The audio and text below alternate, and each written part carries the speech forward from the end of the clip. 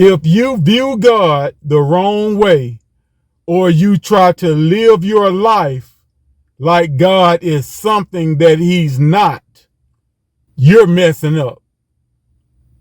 Like I said in the other video, if you're going to live according to God's design, if you're going to live by God's system, you're gonna have to know who and what God is, and you're gonna have to know who and what you are.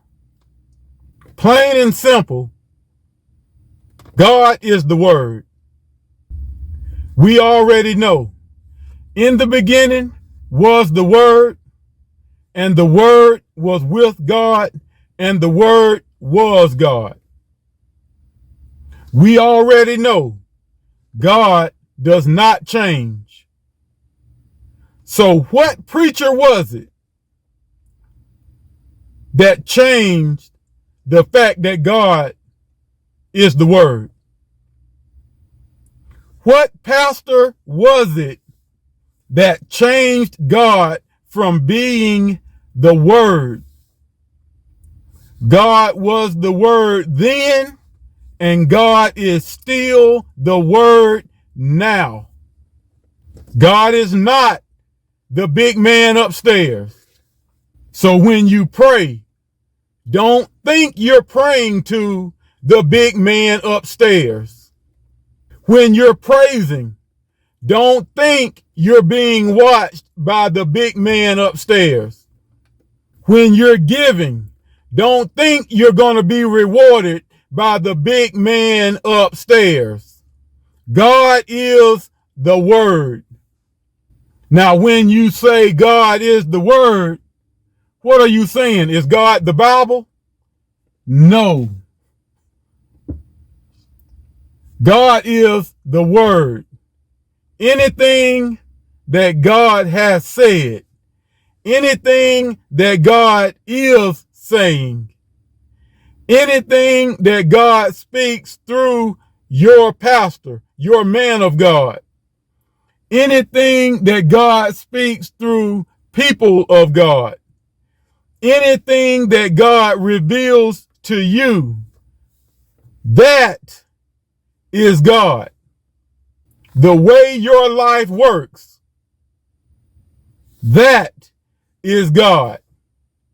The way faith works, that is God.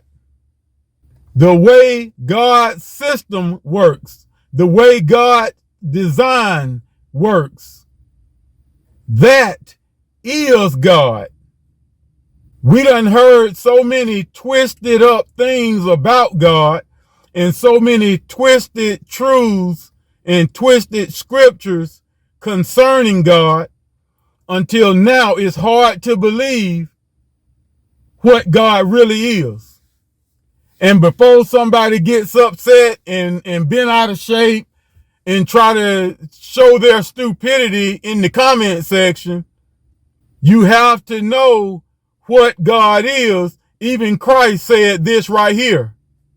We know what we worship. We know what we worship. See, one mistake is to always view God as a who, instead of viewing God as a what. Viewing God like a big man instead of viewing God like the Word.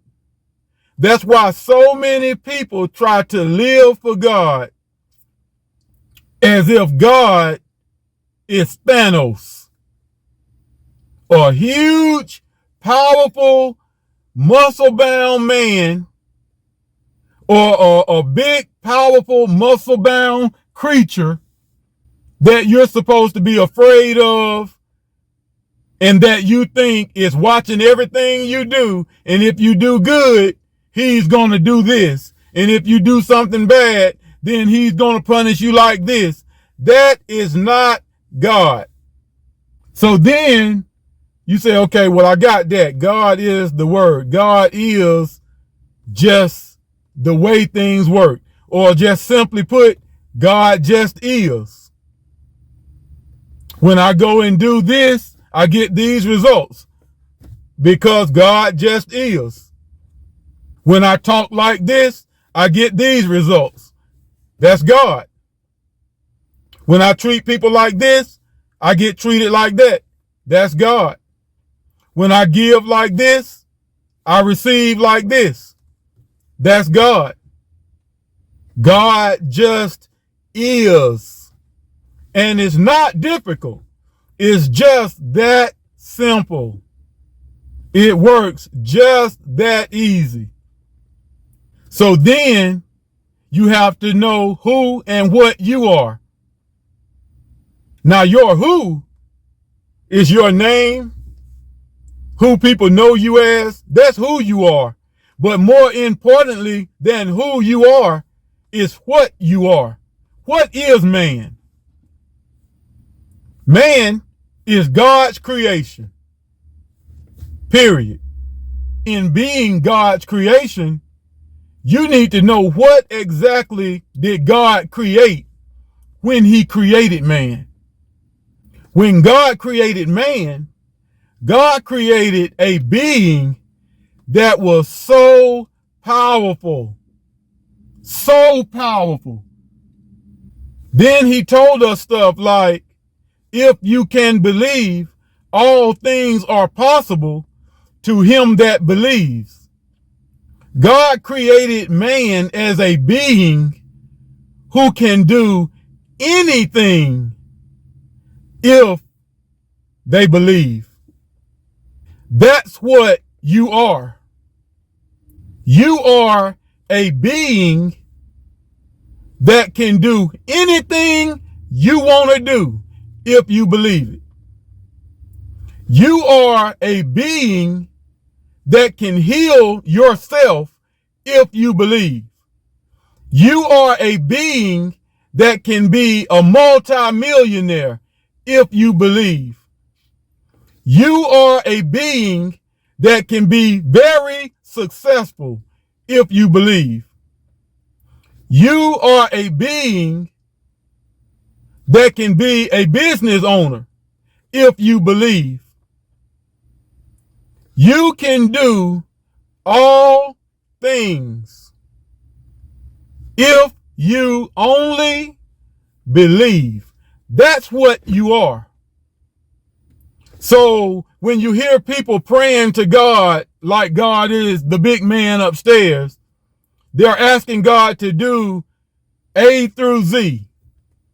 But when you have knowledge and understanding of who and what God is, you will know, or you will start to realize that these people are praying vain prayers because God is not going to do A through Z. A through Z gets done through God's creation, which is you, which is me, when we believe. And when we do these things through believing, we get no glory, because the only reason we were able to do these things was because God is. So when somebody in your family or a friend might be sick and you lay your hands on them and heal them, that's God, because of what God actually is and because of what you actually are. So when somebody's in need and you help that person, God just helped that person. So because of what God is and what you are, things get done. So if there's a need and you go and meet that need for somebody, God just met that need because of what God actually is and what you actually are. So if somebody is sick and you go and heal that person, God just healed that person because of what you are and because of what God is. So if something really needs to be done and you speak that thing into existence, God just brought that to pass because of what God actually is and what you actually are. So you might ask, brother, did God tell you to leave your job? The answer is no. God didn't tell me to leave my job. I was able to leave my job because of what God is and because of what I am. I was able to leave my job because God gave me wisdom and I used wisdom, so I didn't have to stay on the job. Did God tell you to go and heal that person? No, God didn't tell me to go heal that person. God gave me an understanding of my ability, and I used my God-given ability to heal that person. Did God tell you to invest that money? No, God didn't tell me to invest that money. God used his pastor to give me wisdom and knowledge. God used his pastor to give me understanding, and I used that understanding to get things done. That's what I don't understand about people acting like God tells them everything to do, and you just got to wait until God tells you to do this, that, and the other. Why would God give you wisdom and then come and do everything for you? Why would God give you understanding if he was going to come and work the problem out for you? Why would God give you knowledge if he was going to tell you to do everything? Why would God give you abilities if he was going to come and do everything? If that's the way you try to live for God, you will never understand who and what God is, and you will never understand who and what you are. If you never understand who and what God is or who and what you are, you will never love God the way you need to. So know your God and know yourself.